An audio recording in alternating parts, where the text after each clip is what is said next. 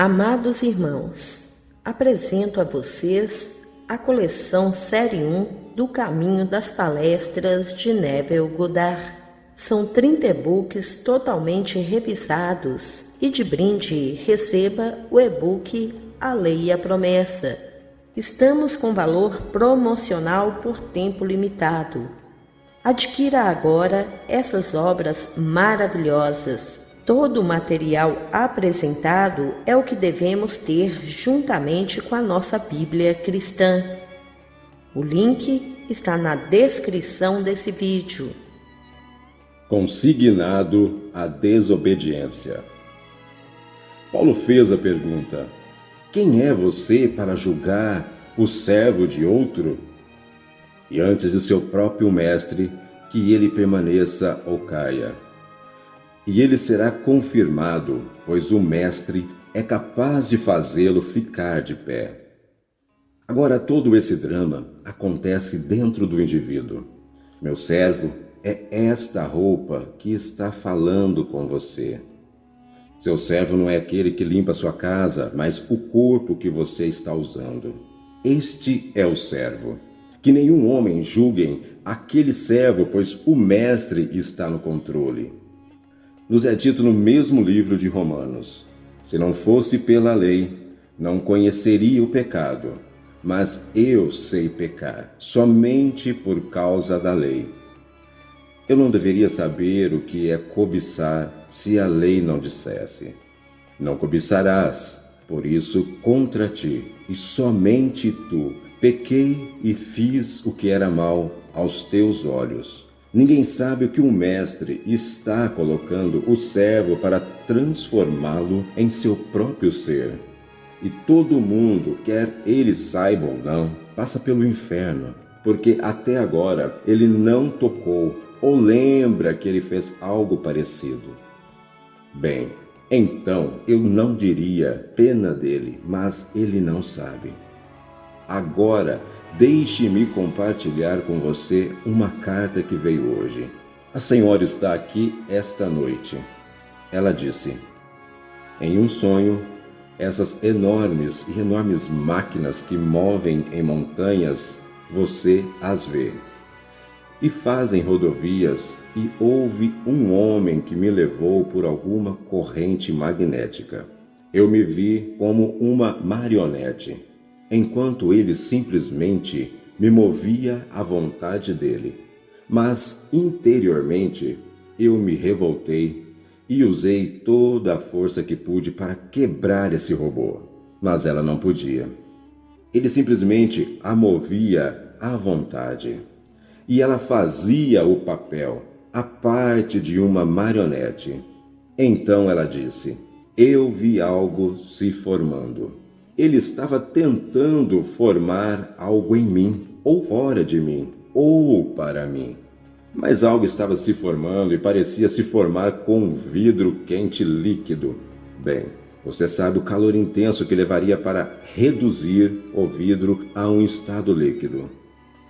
E então percebi que a forma de um homem tomou forma e saiu do topo da minha cabeça.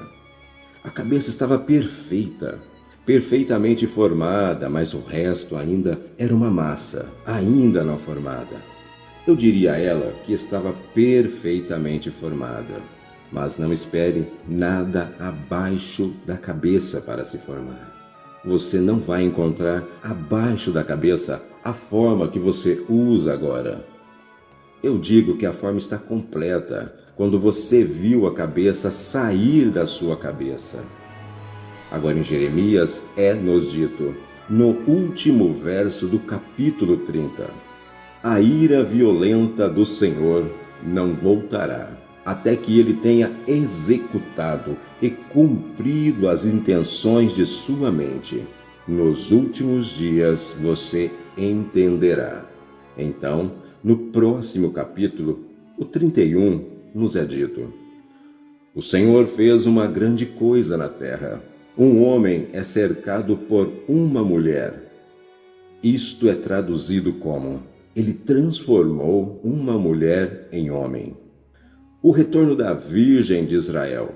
sua própria emanação, o Senhor Jeová.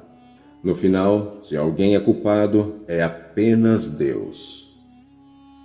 Conforme relatado no livro de Jó, no final de todas as provações, todos os homens através dos quais ele foi colocado, e então seus amigos vieram e o consolaram. São todos seus amigos e consolou Jó pelo horror, pelo mal que o Senhor Deus lhe trouxera. Então esse corpo, você coloca isso no inferno. Mas você coloca isso no inferno para aprender certas lições. Pois nos é dito, a lei é espiritual. Mas o homem não sabe que a lei é espiritual até que tenha passado por todos esses fogos de experiência. E então descobre que é espiritual.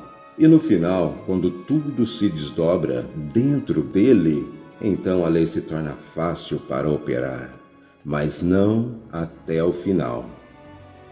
Pois nos é dito, Deus confiou todos os homens a sabedoria, a fim de que ele tenha misericórdia de todos. Aqui está uma história simples.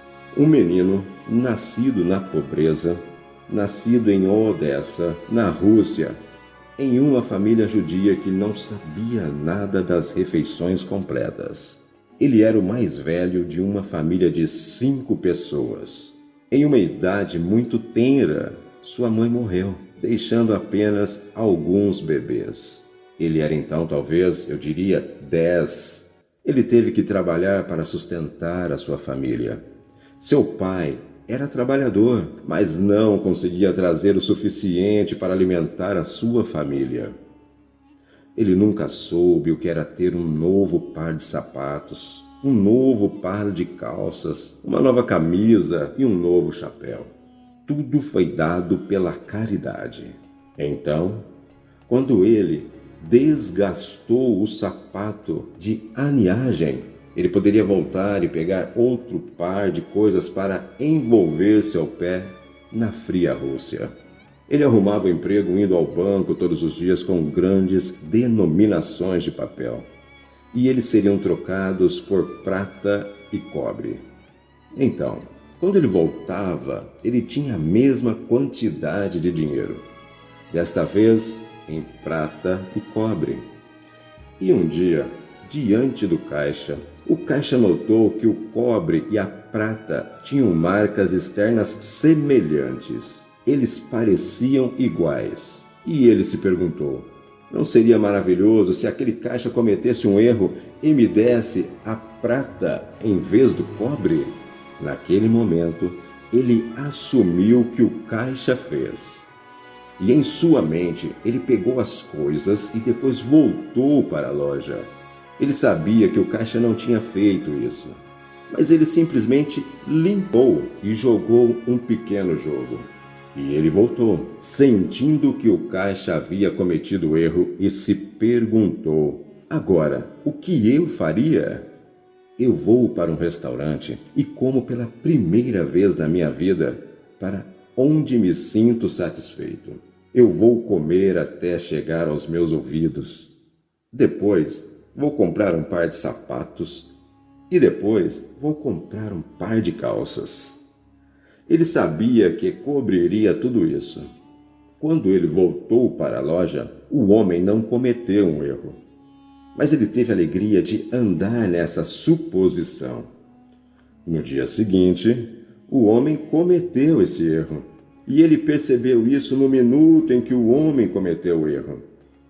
Então ele foi para outro banco e trocou o dinheiro na quantia certa para que pudesse devolver a quantia certa à loja, deixando esse dinheiro sobrando. E com o dinheiro extra, ele disse, eu lutei todo dia comigo mesmo. E naquela noite, quando eu fui dormir, mal conseguia dormir. Eu lutei e lutei comigo mesmo, porque isso estava em conflito com o que minha mãe morta havia me ensinado. Não roubarás, não cobiçarás. No dia seguinte, minha fome e meu desejo de ter um novo par de sapatos, um novo par de calças, dominaram o que eu tinha ouvido da minha mãe. E eu comi até que veio, não meus ouvidos, mas até que eu tivesse farto. Então eu comprei um par de calças e comprei um par de sapatos. Bem, quem fez isso? Se a lei não tivesse vindo ao mundo, eu nunca teria conhecido o pecado. Se a lei não dissesse, não cobiçarás, eu não saberia o que era cobiçar. E ainda, aquele que me guia me consignou à desobediência. Então aqui está a dama, conduzida como uma marionete por essa corrente que ela não podia controlar.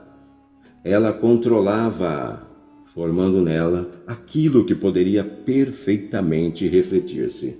É a história de Cristo. Até que Cristo seja formado em você, assim nos é dito. Cristo reflete a glória de Deus e é a imagem expressa da sua pessoa. Bem, quem está formando o mestre? A palavra traduzida por mestre significa a autoridade suprema, o controlador, Deus, o Senhor. E é isso que significa. Então, quando eles usam a palavra mestre, você procura e você verá o significado, a suprema autoridade, o Senhor, Deus, o controlador. Assim, o controlador está no comando de todas as vidas do mundo. Aquele controlador é Deus, e você está consignado à desobediência para que ele tenha piedade de você.